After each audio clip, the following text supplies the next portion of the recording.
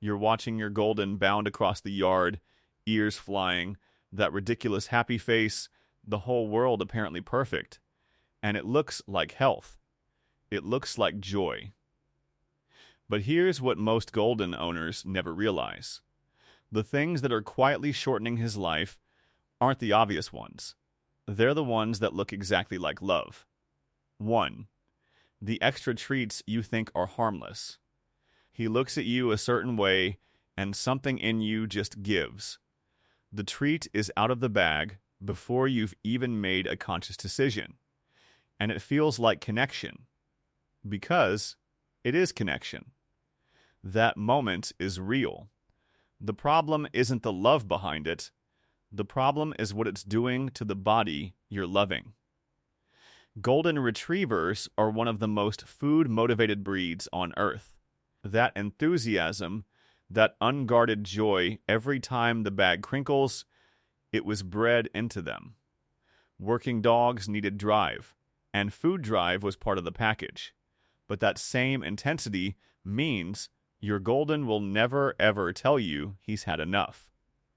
He will eat past full, past comfort, past what his joints and organs can sustain, and he will look grateful the entire time.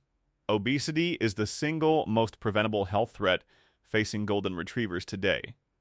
Excess weight compresses joints that are already genetically predisposed to dysplasia. It strains a heart that, in this breed, already carries elevated risk. It shortens the window you have together in ways that are measurable and real. Studies consistently show that dogs maintained at a lean body weight live an average of nearly 2 years longer than their overweight counterparts. You can keep the connection. You don't have to keep the treat. A piece of carrot, a moment of eye contact, 30 seconds of your full attention, these land in your golden's nervous system as love just as completely as anything that comes from a bag. The treat was never really about the food. It was about the moment. And the moment is still available to you. 2. The grooming sessions you're cutting short. You brush him, regularly even.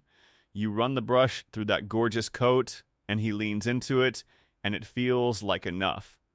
But if you're not getting into the undercoat, really into it, down to the skin, you're missing the part that matters most.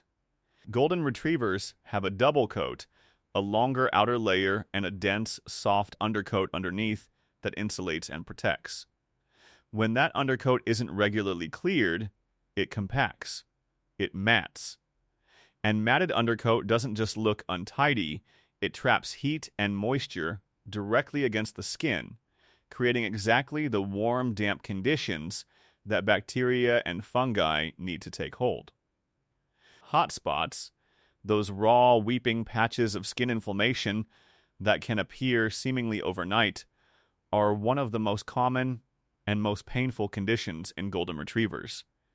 And in the majority of cases, they trace directly back to coat maintenance that wasn't going deep enough. Not because the owner didn't care. Because the outer coat looked fine, so the assumption was that everything underneath was fine too. An undercoat rake or a slicker brush used slowly, section by section, working from skin outward, this is a different thing from a surface brush. It takes longer. Your golden will probably try to chew the brush at least once. Do it anyway. The coat you see is the coat that looks healthy. The coat underneath is the one that tells the truth. 3. The exercise you think is enough. The yard is big. He goes out there multiple times a day. He runs a little, sniffs around, comes back in, and you think, he's getting his exercise. He's a dog with outdoor access. What more could he need? Here's the thing about golden retrievers. They were built to work.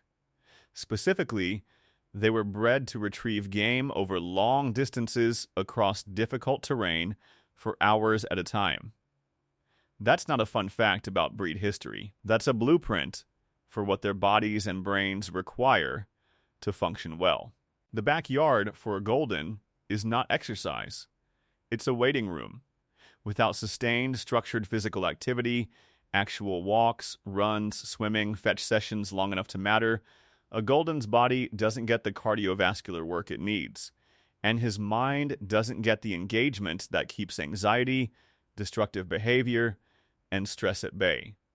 And chronic low-level stress in dogs isn't just a behavioral problem. It's a physiological one. Elevated cortisol over time suppresses immune function, disrupts digestion, and accelerates inflammatory processes in joints and tissue. 2 real walks a day, not a quick loop around the block, but 20 to 30 minutes of sustained movement with genuine sniffing time is the baseline. More is better. Fetch until he chooses to stop. Swimming, if he has access, is one of the finest things you can do for a Golden's joints and heart simultaneously. The yard is his between times. The walk is his medicine. And stay with me until number 6, because there's something most Golden owners do every single summer that their dog's body pays for in ways that don't show up until years later. 4. The water bowl you forget to clean. You refill it every day, sometimes twice. The water is fresh, so the bowl must be fine. It isn't fine. Run your finger along the inside of your dog's water bowl right now. That slick, slightly slimy coating is biofilm. It's a layer of bacteria that adheres to the surface of the bowl and builds with every cycle of drinking and refilling, resisting a simple rinse and requiring actual scrubbing to remove. And your Golden is drinking from it multiple times a day, every day. In healthy young dogs, the immune system handles low-level bacterial exposure without much trouble. But in older dogs, in dogs already managing health conditions, and in dogs whose immune systems are under any kind of stress, that chronic daily bacterial load is a quiet, consistent drain. Gastrointestinal disruption, recurring mouth issues, and low-grade immune suppression have all been linked to inadequate bowl hygiene in companion animals. Stainless steel or ceramic bowls, washed with dish soap and hot water daily, run through the dishwasher a few times a week, if possible, are the standard that veterinary hygiene guidelines consistently recommend. Plastic bowls are the most difficult to keep clean because bacteria embed in the microscopic scratches that develop over time. 2 minutes a day. That's the entire investment. Clean water from a clean bowl is one of the most foundational things your dog's body runs on. It deserves the same attention you'd give anything else that matters. 5. The genetic health checks you keep postponing. He's healthy. You'd know if something was wrong. And those breed-specific screenings, hips, heart, eyes, feel like something you do when there's a reason to worry. Right now, there's no reason. So it stays on the list. Here's what you need to know about Golden Retrievers and cancer. The Morris Animal Foundation Golden Retriever Lifetime Study, the largest study of any single dog breed ever conducted, launched in 2012 and tracking thousands of Golden Retrievers across their entire lives, has found that approximately 60% of Golden Retrievers will develop cancer in their lifetime. 60%. It is not a rare outcome in this breed. It is the most common one. And cancer is not the only genetic vulnerability Goldens carry. Hip and elbow dysplasia affects a significant portion of the breed. Subvalvular aortic stenosis, a heritable heart condition, is overrepresented in Goldens compared to most other breeds. Progressive retinal atrophy can advance silently for years before vision loss becomes obvious. These are not conditions that announce themselves loudly. They develop quietly under the surface in a dog who is still eating well and still happy to see you. Annual wellness checks and breed-specific screening give you something no amount of watching can provide. information from inside the body before the body starts showing it on the outside. Early detection in cancer, in joint disease, and cardiac conditions, it doesn't guarantee outcomes, but it is the only tool that reliably changes them. If this channel is helping you see your golden more clearly, if you want to keep learning how to give him the longest, healthiest life possible, consider subscribing. This is exactly what this channel is here for. Every single week. Your golden is not going to tell you something is wrong. He's going to keep showing up, keep wagging, keep being the best part of your day, right up until the moment the body can't keep up anymore. The screening is how you show up for him the same way he shows up for you. 6. The summer habits that damage more than you know. Here it is, the one that accumulates quietly over years before anyone thinks to connect it. It's a warm summer day and your golden is in the yard, or at the park, or on the beach. He's running, chasing, doing exactly what goldens are made to do, and he's happy, so you let it go on. You've got the water. The hose is right there. He can cool off when he needs to, but golden retrievers, like all double-coated breeds, carry significant insulation that was designed for temperate working conditions, not sustained high-intensity activity in summer heat. Their cooling system, which relies entirely on panting, is working at maximum capacity the moment the temperature climbs.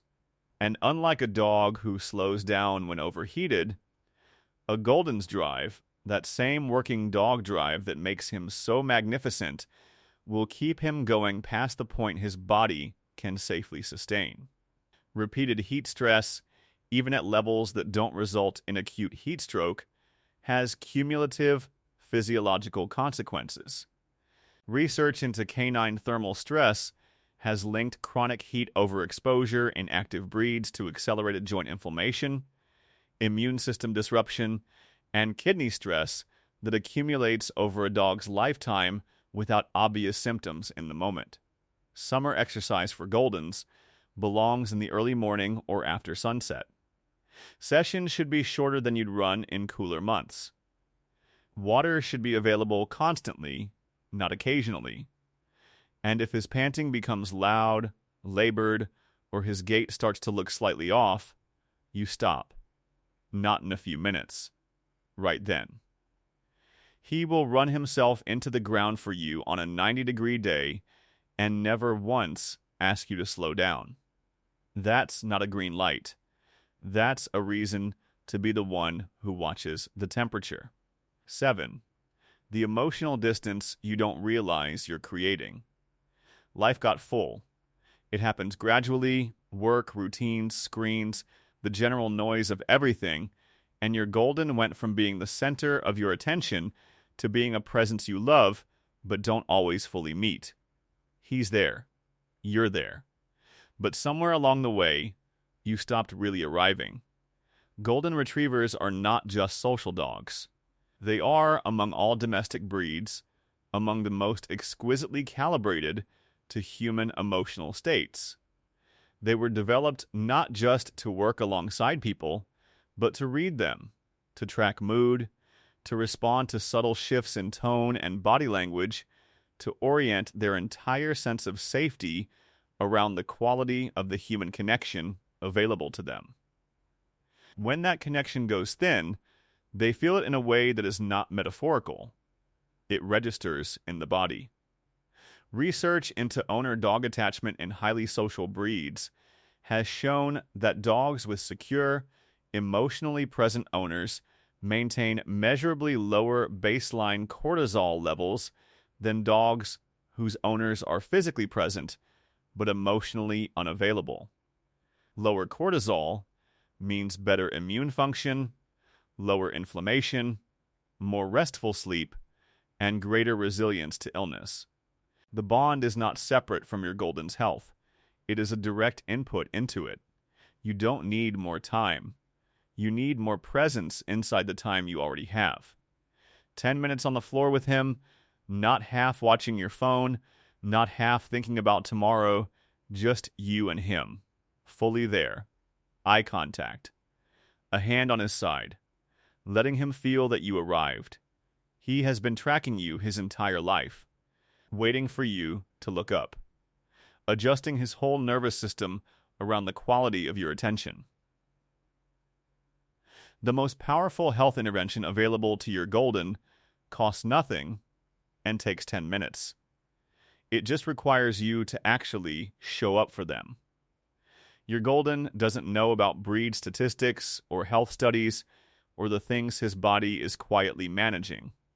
He just knows you, the sound of your car, the particular way you say his name, the feeling of your hand on his head at the end of the day.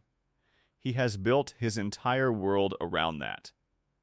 The least extraordinary thing you can do, and the most important, is to make sure the world he built it around is worth the trust he placed in it.